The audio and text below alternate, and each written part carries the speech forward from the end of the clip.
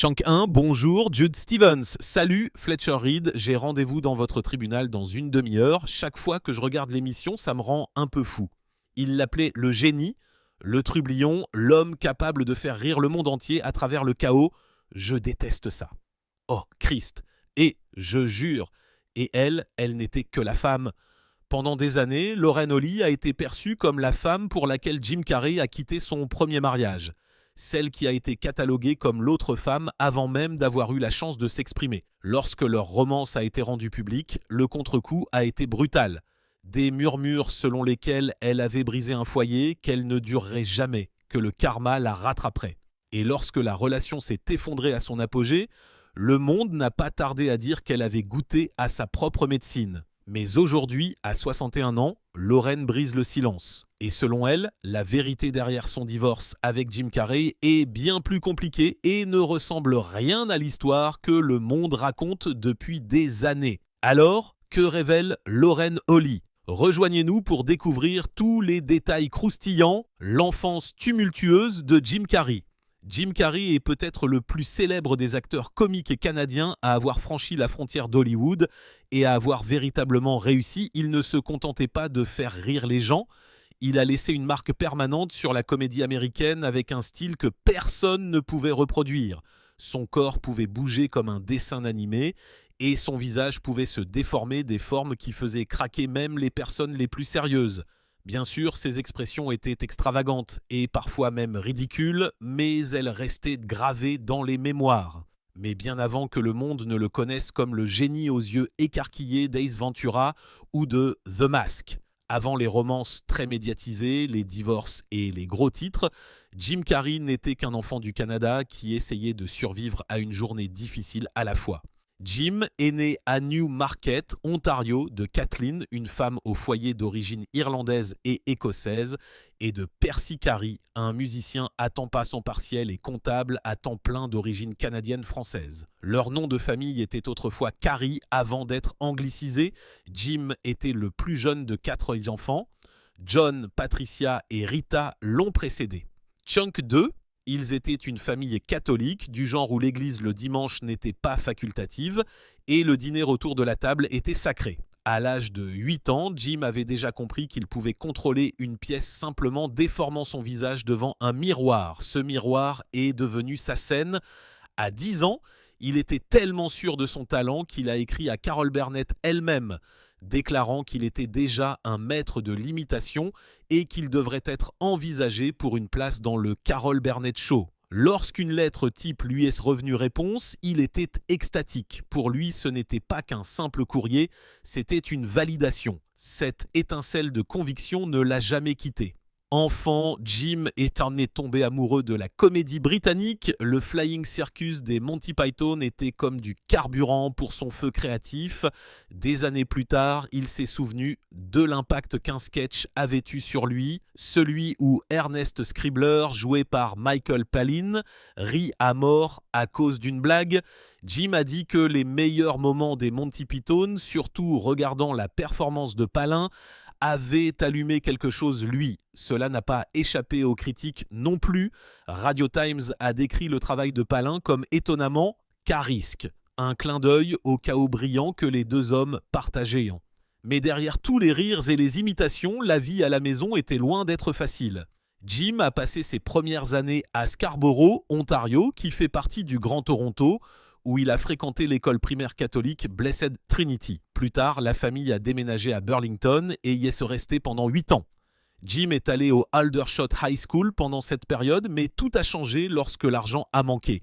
Ils ont perdu leur maison. Ils ont perdu leur sécurité. Pendant un certain temps, les Carey ont vécu dans un fourgon Volkswagen.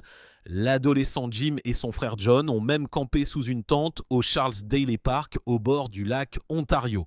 C'était de la survie, pas une enfance, une vie difficile qui n'apparaît pas dans les profils de célébrités, mais qui a façonné tout ce qu'il est devenu plus tard. Finalement, les choses ont commencé à s'améliorer à peine. Son père a trouvé du travail au service comptable de Titan Wheels, une usine de pneus à Scarborough. Cela signifiait qu'il pouvait vivre dans une petite maison face de l'usine, mais il y avait un hic. Échange de leur séjour, toute la famille devait mettre la main à la pâte. Jim et John travaillaient par quarts de 8 heures comme concierges et agents de sécurité, commençant à 18 heures et se poursuivant jusqu'au matin. Chunk 3, des adolescents par l'âge, mais des adultes par nécessité. De retour à Scarborough, Jim a essayé de suivre le rythme de l'école. Il s'est inscrit à la Jean Court Collegiate Institute, mais cela n'a pas duré. Le jour de ses 16 ans, il a complètement abandonné ses études, non pas parce qu'il se fichait, mais parce que les factures ne se payaient pas toutes seules mensuellement. Il a tenté sa chance au centre-ville, faisant du stand-up dans les clubs de Toronto dès qu'il le pouvait. Des blagues la nuit, le nettoyage des sols le jour, c'était une corvée, mais il y croyait. Des années plus tard, réfléchissant à ses premières luttes dans une interview avec le Hamilton Spectator, Jim a déclaré qu'il avait toujours l'impression qu'il y avait un plan de secours qui l'attendait si la comédie ne fonctionnait pas. Il pensait qu'il finirait par travailler à Hamilton, Ontario, à l'aciérie d'Efasco. Jeune homme, il regardait de l'autre côté de la baie de Burlington ces imposantes aciéries et imaginait l'avenir. Pour lui, c'était là que se trouvaient les grands emplois. Mais le destin avait décidé autrement. L'incroyable carrière de Jim Carrey. La première expérience de stand-up de Carrey a eu lieu en 1977 à l'âge de 15 ans. Son père l'a aidé à monter un court numéro de scène et l'a conduite au centre-ville de Toronto pour se produire au Yuk Yuk's, un nouveau club de comédie situé dans le sous-sol d'un centre communautaire. Ce soir-là, il portait un costume polyester choisi par sa mère qui disait « C'est comme ça qu'il s'habille au Dean Martin Celebrity Roast. Malheureusement, le numéro est tombé à plat. Ses imitations polies ne correspondaient pas à la foule brute et nerveuse. » Le propriétaire du club, Mark Breslin, est souvenu plus tard comme étant Bad Rich Little et Jim a commencé à douter que la comédie puisse un jour être sa voie. À l'époque, la famille était en difficulté, ils avaient perdu leur maison et à un moment donné, ils ont vécu dans une camionnette pendant que Jim et son frère campaient dans un parc près du lac Ontario. Soutenir les rêves de comédie de Jim semblait impossible parce que l'argent était serré. Les choses se sont lentement améliorées lorsque le père de Jim a trouvé un emploi dans une usine de pneus à Scarborough. Échange d'une vie dans une petite maison près de l'usine, l'adolescent Jim et son frère ont travaillé de nuit comme concierges et agents de sécurité. Ces jours d'école ont cédé la place à des quarts de travail de 18 heures à l'aube, mais il a continué à se produire dans des clubs quand il le pouvait. 1969, avec un peu plus de stabilité, Jim est retourné au stand-up avec un numéro plus pointu. Il a obtenu son premier cachet, 20 $ canadiens pour un set de 20 minutes au Hayloft à Scarborough. Cela l'a ramené au Yuk Yuk's, cette fois à son nouvel emplacement sur Bay Street à Yorkville. Sa persévérance a porté ses fruits et il est rapidement passé des créneaux de micro ouverts aux spectacles payants réguliers. Les gens ont commencé à le remarquer. À peu près à la même époque, il a auditionné pour Saturday Night Live 1980. Le producteur exécutif a choisi quelqu'un d'autre, ce qui a été un autre revers. Mais Jim a persévéré, prenant un petit travail de doublage dans une émission de télévision locale de fin de soirée et continuant à effectuer des tournées hot and cold à Toronto et dans les environs.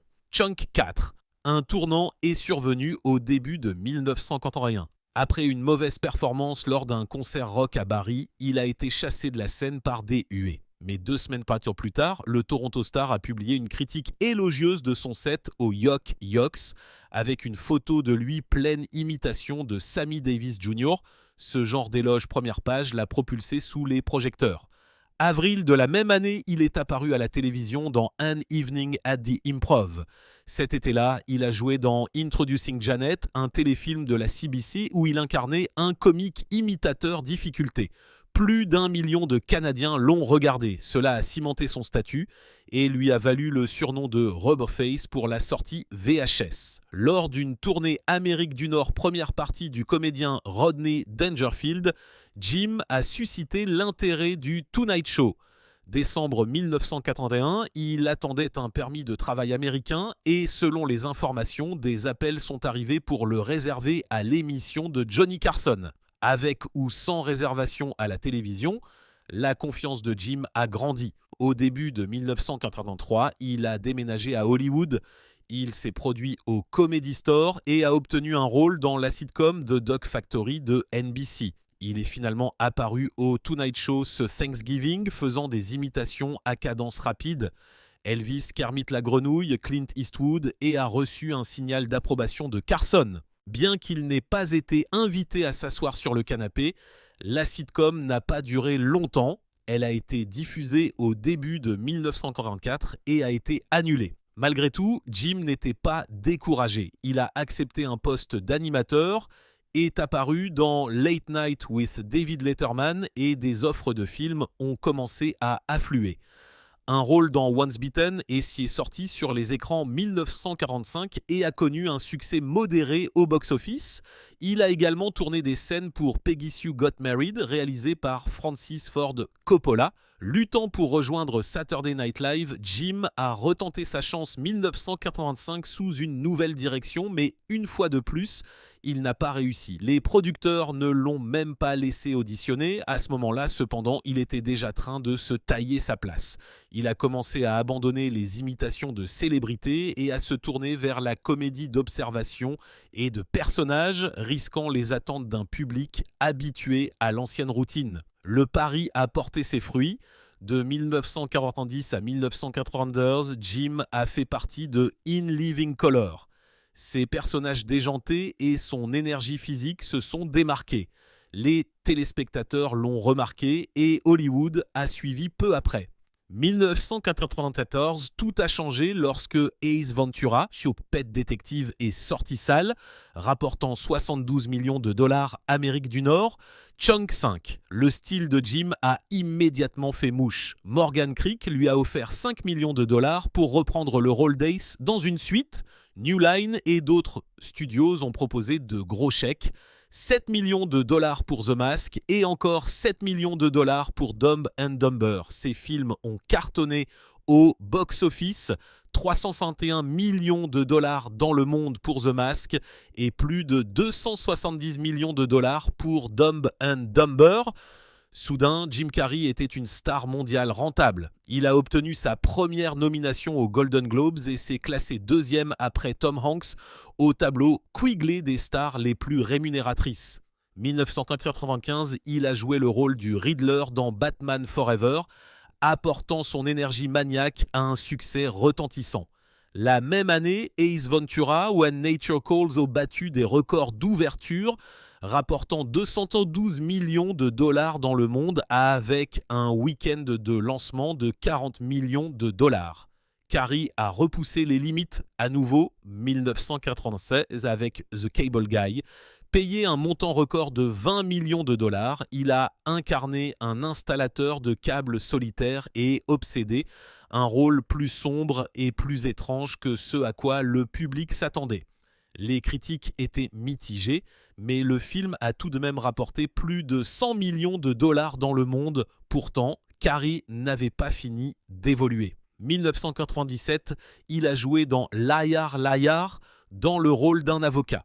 Forcé de dire la vérité pendant 24 heures. Les critiques ont dit que c'était incroyablement plus drôle que ce que le matériel aurait dû être. Il a remporté un autre Golden Globe.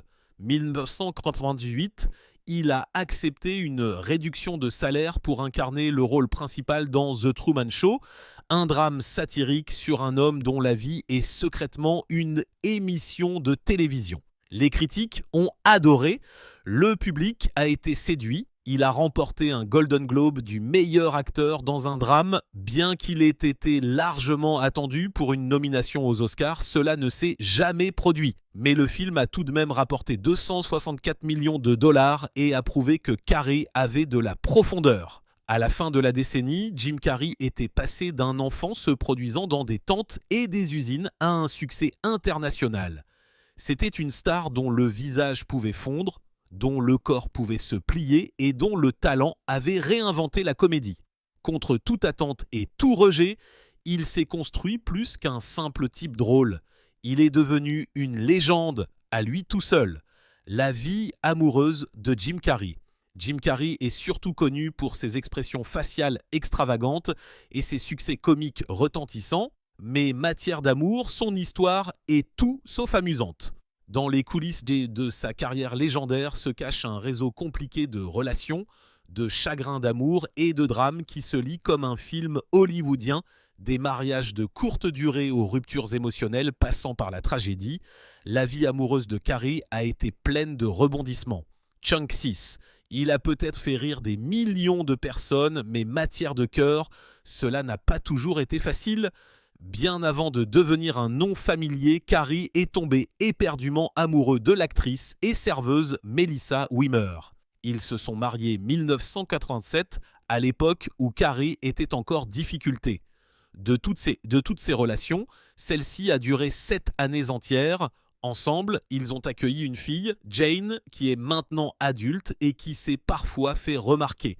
Jim parle rarement de Melissa ces jours-ci, mais on pense qu'ils sont restés bons termes au fil des ans.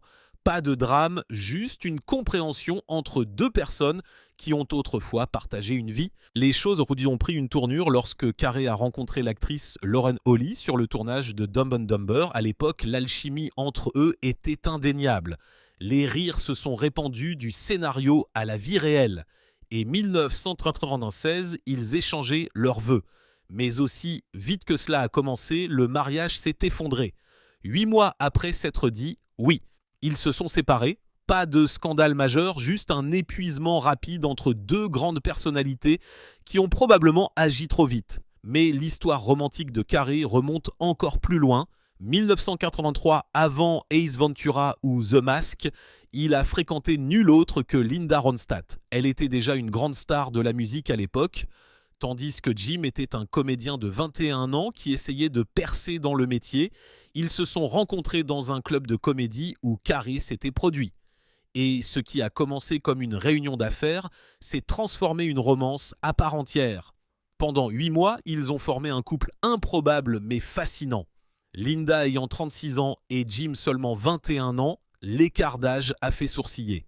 Mais cela ne les a pas arrêtés. Jim a rencontré Renée en 1989 sur le tournage de Me, Myself and Irene et dès le début, leur lien a été fort. Ils sont devenus inséparables presque du jour au lendemain, apparaissant ensemble sur les tapis rouges et lors d'événements, ressemblant beaucoup au prochain couple puissant d'Hollywood. Pendant un certain temps, il a même semblé qu'un engagement se profilait à l'horizon. Mais à un moment donné, les choses se sont effondrées, Renée est partie et cela a laissé une marque sur Carey qu'il n'a pas cachée. De nombreux fans pensent qu'elle est celle qui lui a vraiment brisé le cœur. Après ce chapitre émotionnel, Carey a entamé une relation à long terme avec l'actrice et mannequin Jenny McCarthy. Les deux sont restés ensemble pendant 5 ans, une longue période selon les normes d'Hollywood, et ils ont partagé un amour très public. Chunk 7. Mais même avec tout ce temps passé ensemble, quelque chose n'a tout simplement pas cliqué. Il est devenu clair qu'ils n'étaient tout simplement pas faits l'un pour l'autre. Selon Jenny, la dépression de Jim n'avait rien à voir avec la rupture. Elle l'a clairement fait savoir. Quel que soit leur problème, ils ont gardé la plupart des détails privés. Pourtant, au fil des ans, les deux ont parlé gentiment l'un de l'autre dans des interviews. Ils n'ont montré que du respect mutuel, laissant les fans croire que même si la romance n'a pas duré, l'amour ne s'est pas terminé mauvais terme. Puis est venue Anastasia Vitkina. Peu de temps après la fin de sa relation avec Jenny, Carey a été aperçu train de se rapprocher d'une jeune étudiante russe. Ils ont été vus ensemble pour la première fois lors d'un concert de Guns N' Roses, décembre 2011. Et pendant un bref instant, leur romance est devenue le sujet de conversation des tabloïds. Certains fans ont même soupçonné qu'il y avait un peu de chevauchement entre son temps avec McCarthy et son temps avec Vitkina, bien que rien n'ait jamais été confirmé. Quoi qu'il soit, cela n'a pas duré longtemps. Leur relation s'est éteinte presque aussi vite qu'elle a commencé. Mais la relation qui a jeté l'ombre la plus sombre sur la vie amoureuse de Carey est celle avec la maquilleuse irlandaise Catriona White. Ils se sont rencontrés en 2012 et leur connexion a été intense dès le début. Pendant 3 ans, ils ont vécu une romance dents de scie, aussi passionnée que volatile. Mais les choses ont pris une tournure tragique le 28 septembre 2015. Catriona s'est suicidée et la nouvelle a choqué tout le monde. Elle a laissé une lettre et dans celle-ci, elle s'est directement adressée à Carey. Elle l'a accusé de l'avoir initié à des escortes à la cocaïne et à des abus émotionnels. Elle a également affirmé qu'il l'avait exposée à des maladies. Les conséquences ont été brutales. Des rumeurs ont couru selon lesquelles Carey aurait pu fournir les médicaments qu'elle avait utilisés pour mettre fin à ses jours, mais cela a été démenti par la suite.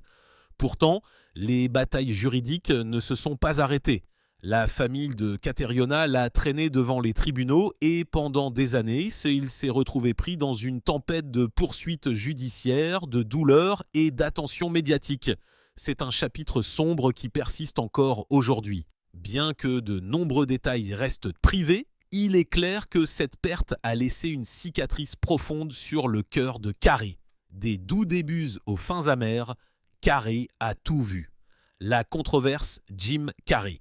Chunk 8. Jim Carrey était autrefois l'une des plus grandes stars, mais avec le temps, l'éclat s'est estompé. Après une vague de scandales, de chagrins d'amour et de gros titres pas très glorieux, l'homme drôle qui régnait autrefois sur le box-office s'est lentement retiré de la vie publique. Son moment le plus controversé est survenu dans les années 2010. L'un des moments les plus controversés qui a fait sourciller les gens est survenu lorsque Jim a embrassé Alicia Silverstone, 20 ans, sur scène lors d'une remise de prix. Les images de l'événement ont montré Jim train de saisir son visage et de lui donner un baiser alors qu'elle essayait de s'éloigner. Beaucoup l'ont qualifié plus tard d'inapproprié. À l'époque, personne n'a dit grand-chose, mais des années plus tard, les utilisateurs des médias sociaux ont ramené le moment à l'avant-plan. Une personne a souligné que Jim s'était imposé à une jeune femme devant des millions de personnes et n'avait subi aucune conséquence. D'autres l'ont qualifié d'agression et ont dit qu'il n'avait pas le droit de faire cela. Mais ce n'est pas la seule controverse à laquelle Jim a été confronté. 2015, Jim a commencé à s'exprimer contre les vaccins sur Twitter. Il a affirmé que les produits chimiques nocifs contenus dans les vaccins causaient des problèmes chez les enfants et a souligné l'augmentation des taux d'autisme. Les commentaires ont causé des problèmes lignes, beaucoup l'ont critiqué pour avoir répandu de la désinformation, d'autant plus qu'il n'y avait aucune preuve médicale solide derrière ces affirmations. Mais cela ne s'arrête pas là. Le plus grand scandale de la carrière de Jim Carrey est peut-être survenu après la mort tragique de son ancienne petite amie, Cateriona White. Les deux entretenaient une relation dents de scie depuis 2012. Puis, 2015, Cateriona est décédée d'une surdose de médicaments sur ordonnance. Sa mort a été qualifiée de suicide. Mais les choses ont pris une tournure dramatique lorsque son mari arrangé, Mark Burton, a intenté une action justice contre Jim. Mark a affirmé que Jim avait causé une douleur émotionnelle qui avait contribué à la mort de Cateriona. Il a également allégué que Jim avait illégalement obtenu des ordonnances sous un faux nom, Arthur King, et les lui avait données. Selon l'Oxford Eagle, la poursuite de Mark dépeignait Jim comme imprudent et dangereux, mais Jim a riposté.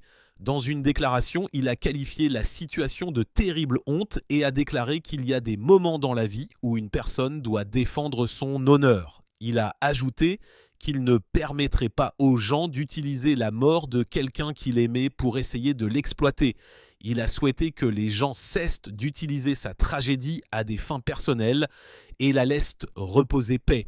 La mère de Cateriona a également intenté une action justice pour mort injustifiée, mais 2018, les deux affaires ont été rejetées. Pendant que tout cela se déroulait, Jim s'est ouvert davantage sur sa propre santé mentale. 2017, il a déclaré à E! qu'il ne souffrait plus de dépression, mais que pendant des années, il s'était battu contre elle. Il a expliqué que lorsque des sentiments sombres arrivent maintenant, il ne reste pas assez longtemps pour le noyer. Chunk 9. Il a également dit qu'il avait trouvé la paix même dans les moments douloureux de son passé.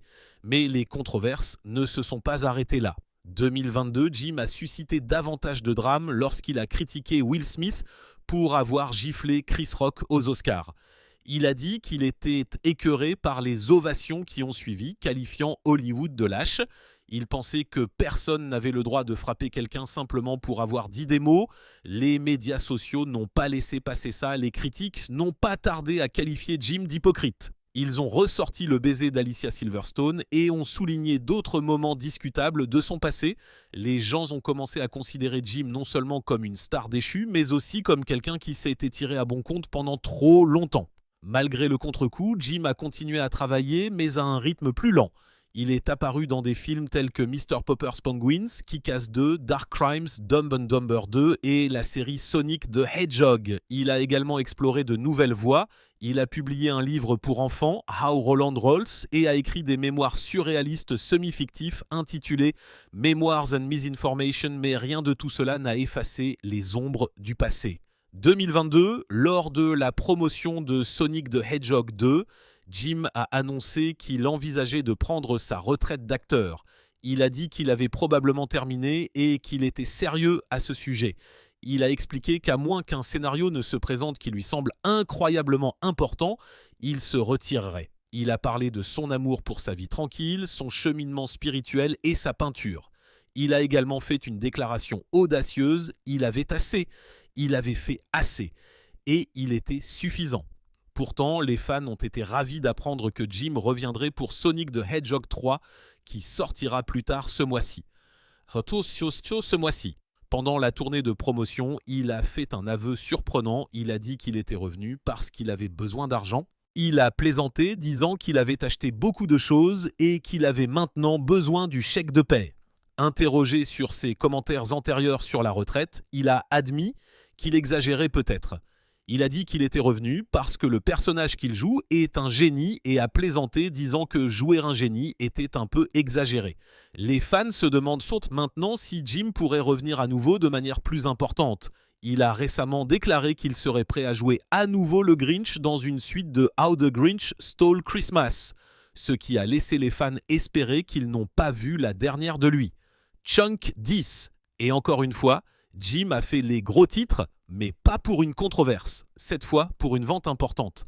Après plus d'un an sur le marché, sa somptueuse demeure de Los Angeles s'est finalement vendue pour 19,8 millions de dollars. C'était 10 millions de dollars de moins que le prix demandé initial. Mais considérant que Jim avait acheté la propriété pour seulement 3,8 millions de dollars 1994, c'était tout de même un profit énorme. La véritable raison pour laquelle Lorne Michaels a divorcé de Jim Carrey, 2008. Jim Carrey a annoncé qu'il n'allait probablement plus se marier. Après 2 mariages ratés, d'abord avec l'actrice et productrice Melissa Woomer, puis avec sa co-star de Dumb and Dumber, Lauren Holly, il a senti qu'il avait tiré sa leçon. Le deuxième avait été plus douloureux que les gens ne le pensaient, même s'il n'avait duré qu'1 an. Holly a admis un jour que sa vie s'était complètement effondrée après leur séparation. Les deux se sont croisés pour la première fois lors d'un test de dépistage pour le succès de Carrey 1994, Ace Ventura, Pet Detective. Dès l'instant où elle est entrée, quelque chose a cliqué. Carrey a avoué plus tard que la rencontrer lui avait semblé étrangement familier, comme s'il la connaissait déjà. Pendant des années, il avait regardé Holly jouer Julie Chandler dans le feuillat des feuilletons d'ABC All My Children. Pourtant, malgré le succès de l'audition, elle a dû refuser le rôle. Elle venait de jouer aux côtés d'un autre comédien à la gueule forte, Andrew Dice Clay, dans The Adventures of Ford Fairlane et n'était pas prête à s'inscrire à une autre aventure folle. Finalement, cependant, le destin a décidé autrement. Holly a accepté de jouer dans Dumb and Dumber et peu de temps après, des rumeurs ont commencé à circuler. Elle s'est souvenue clairement de cette époque, rappelant comment les tabloïds ne pouvaient pas s'empêcher de spéculer sur eux. Les reportages continuaient de les dépeindre comme un couple hollywoodien instable qui se séparait et se remettait sans cesse ensemble. Pour aggraver les choses, elle a été qualifiée de briseuse de ménage. À l'époque, Carrey était encore légalement marié à Watchmer et le public a tiré des conclusions hâtives. Mais selon Holly, Carrey et Watchmer étaient complètement séparés lorsqu'elle est entrée scène 1995. Les choses se sont envenimées rapidement après cela.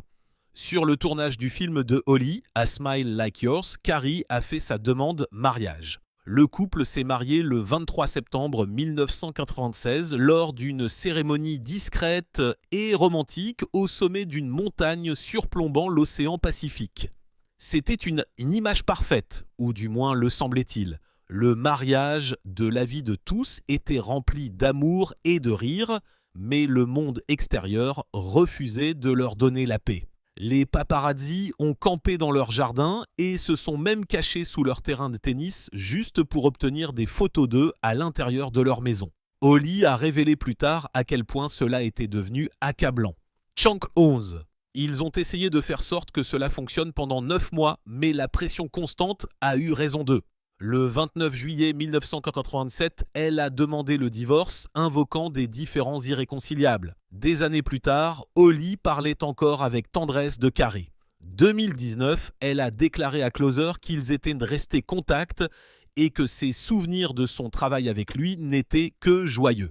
Pendant leur relation, ils avaient ri sans arrêt. Selon elle, être entouré de Carrie, c'était comme être entouré de divertissements constants. Carrie n'a jamais non plus dit du mal de Holly, mais il a clairement indiqué qu'il avait fini avec le mariage. Il pensait que si quelqu'un l'avait fait 2 fois et que cela n'avait pas fonctionné, il devrait probablement arrêter d'essayer. À ce moment-là, il était dans une relation heureuse avec l'actrice Jenny McCarthy. Les deux sont sortis ensemble pendant 5 ans avant que US Weekly ne confirme leur séparation avril 2010. Repensant à son divorce, Holly a admis que cela l'avait brisée. Elle a révélé que pendant cette période, personne ne semblait connaître la véritable histoire.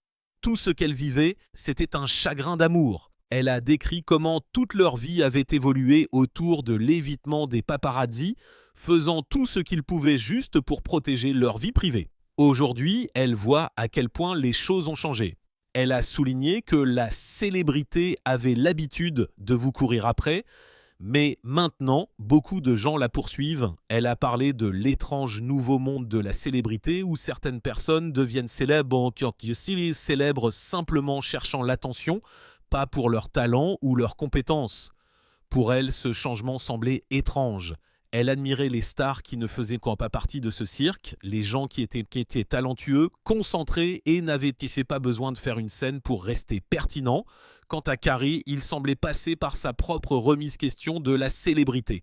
Dans une interview sur le tapis rouge 2017, il a fait les gros titres avec une interprétation bizarre de la réalité. Il a déclaré qu'il n'y avait pas de moi, qu'il n'y avait que des choses qui se passaient. Il a ajouté que le monde ne nous appartenait pas vraiment et dans un rebondissement, il a qualifié cela de bonne nouvelle. Plus tard, il a expliqué ce qu'il voulait dire. Carrie pensait qu'il était devenu célèbre pour pouvoir apprendre à s'en défaire. La célébrité se produisait toujours, mais plus avec lui. D'autres termes, il avait dépassé les projecteurs. Et c'était peut-être la vérité pour les deux. Pendant un certain temps, Carrie et Holly avaient fait parler d'eux à Hollywood, mais après que les lumières se soient éteintes et que les caméras se soient détournées, il n'était de plus que 2 personnes essayant de guérir, de se reconstruire et d'aller de l'avant. Quel film de Jim Carrey est encore votre préféré à ce jour? Chunk 12. Partagez vos réflexions avec nous dans les commentaires ci-dessous. N'oubliez pas d'aimer, de partager et de vous abonner. Cliquez également sur la prochaine vidéo affichée sur votre écran. Vous l'apprécierez.